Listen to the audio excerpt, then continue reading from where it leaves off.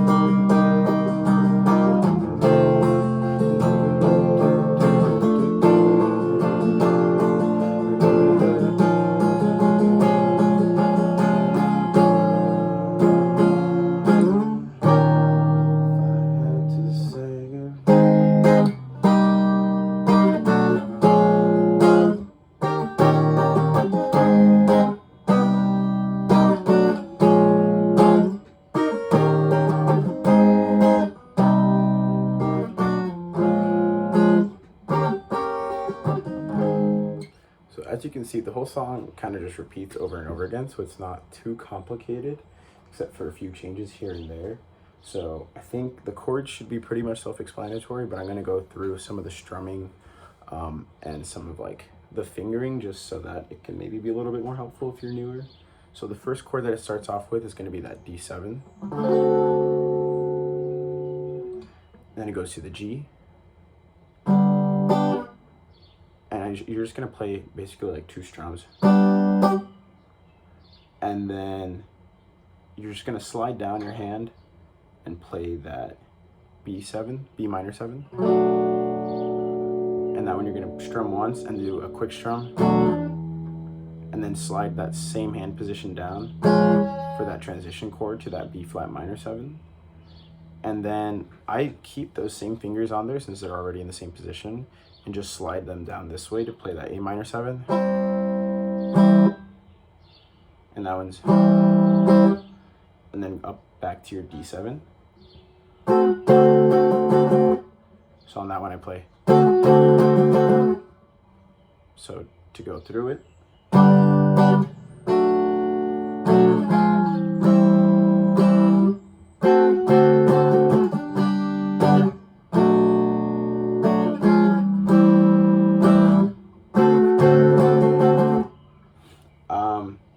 On that, when you're sliding those hands, your hands down like that, your fingers, if you're a little bit newer, it might be easier to play a D7 chord. That's what I used to play. I used to play it up here.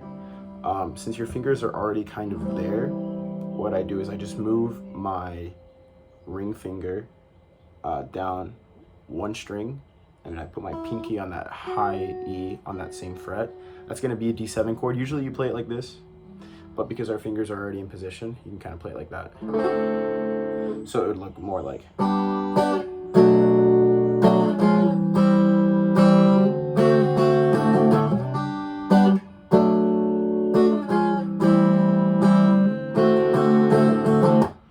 The reason I play it up here is I think it just sounds more like the album version. I think it's probably the same fingering they use. And then, it can be a little bit more difficult to come all the way up here and then back to the G. So whatever works with you. But that's going to be kind of what repeats throughout the entire song. Right before the verse, right before the chorus, it's going to hold that A minor 7 a little bit. And then it goes up and plays that D7. And then another part during the, and then it's the same thing throughout the chorus. There's a couple things I wanted to go over before we move on. First, maybe two helpful tips. One is that I don't know if in the song they strum through the entire chord a lot, because the two high strings don't seem to be played super often, so maybe it's a little bit more like.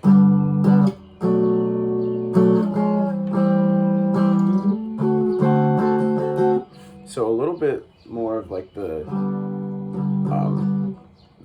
lower strings, I guess, rather than the higher strings. Another thing is that when you're all the way up here on that A minor 7, it might be helpful to know that this ring finger stays on that same string for your D7 chord, so it actually just kind of like, it might just be helpful to transition. Okay, now moving on to the rest of the song, there's going to be the solo part that has different chords. So our first chord is going to be a C major 7. And the strumming for this, I don't think the guitar is really playing the chords here, so you can kind of do whatever you like. I just kind of do a sort of thing, which brings us to our second chord, which is an E minor 7, which we already played before. And then it goes back down to, and it's the same shape, a C minor 7,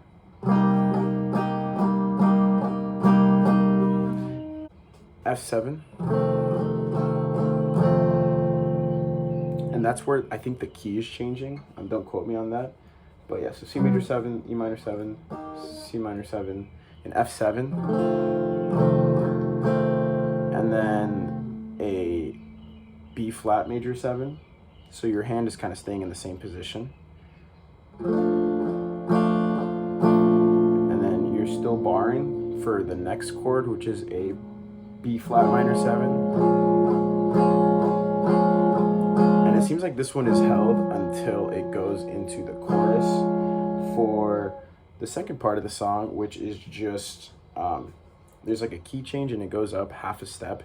Basically all that means for us is that when we were playing this D7 here on the 5th fret, we're going to be playing a E flat 7 or D sharp 7 on the 6th. So all of our chords are just gonna go up half a step.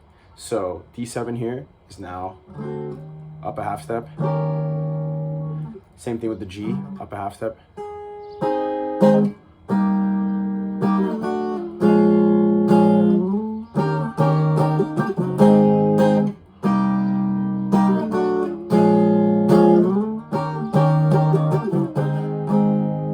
So that's the only thing that happens in that final chorus. You can kind of hear it change in the solo.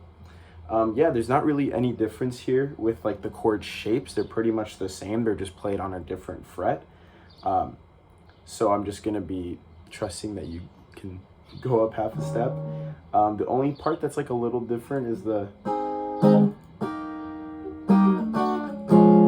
you're gonna have to still bar down here instead of just letting your fingers be free like we previously did, since we're now up a half step. So that's just gonna be like.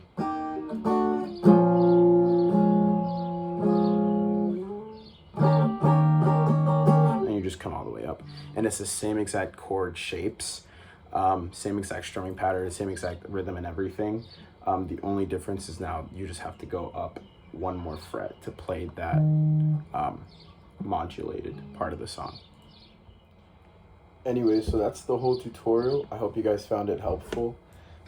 If you could drop a like or anything like that, that'd be great. These tutorials take a little bit to make just because of the editing and putting in the graphics. So I'd really appreciate that. Yeah, like I said, I hope it helps. Let me know in the comments if this video was helpful, or if you liked it, or any improvements, because I'd love some feedback since I'm very new to both guitar and making YouTube videos. But yeah, just let me know. Have fun. See you later.